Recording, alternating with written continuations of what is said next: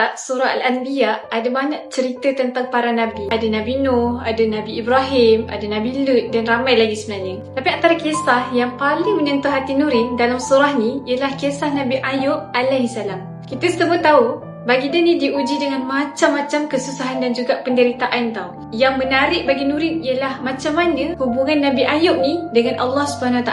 Kalau kita tengok doa baginda dalam Al-Quran, baginda tak minta pun secara spesifik supaya Allah ni sembuhkan penyakit dia.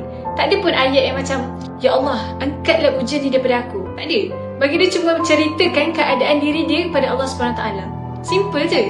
Tak mengeluh, tak merungut, tak persoalkan pun kenapa semua ni berlaku dekat dia. Seolah-olah baginda ni yakin Allah dah tahu dah apa yang sedang dia lalui dan Allah tahu apa yang terbaik untuk dirinya. Dan yang buat Nurin tersentuh sekali, walaupun baginda tak minta secara khusus, Allah tetap angkat ujian baginda. Allah kembalikan lagi kesihatan baginda. Allah gantikan kehilangan yang dialami tu dengan something yang lebih baik.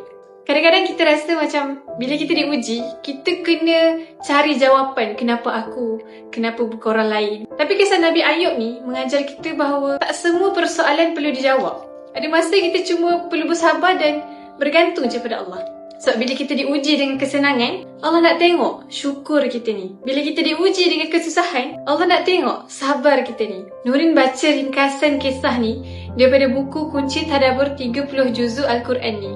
Jadi kalau korang jenis yang nak faham apa sebenarnya cerita di sebalik ayat ataupun surah yang kita baca, buku-buku ni sangat-sangat membantu. Dia cover daripada juzuk 1 sampailah juzuk 30. Dan ada 2 jilid. Dapatkan buku ni dekat PBI KL pukul 10 pagi sampai 10 malam. Sampai sini faham?